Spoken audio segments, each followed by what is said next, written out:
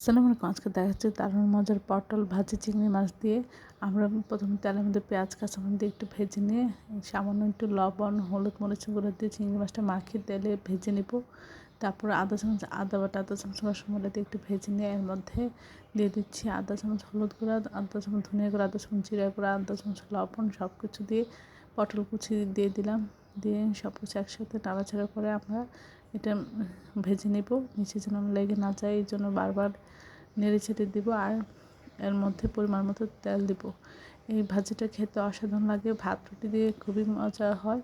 আশা করি এই রেসিপিটা বাসায় একবার হলেও ট্রাই করবেন, এটা খেতে অসাধারণ লাগে। সবাই আমার চ্যানেলটি লাইক এবং শেয়ার দেবেন, সাবস্ক্রাইব করবেন, প্রিয়জনকে বেশি বেশি করে শেয়ার দেবেন। আমার চ্যানেলে সব রকম রান্নার রেসিপি রয়েছে, আশা করি দেখবেন। আর এই মজাদার ভাজিগুলো বাসায় একবার হলেও ট্রাই করে আপনারা আপনাদের প্রিয়জনকে খাওয়াবেন, আশা করি অসাধারণ লাগবে, সবাই খুব পছন্দ।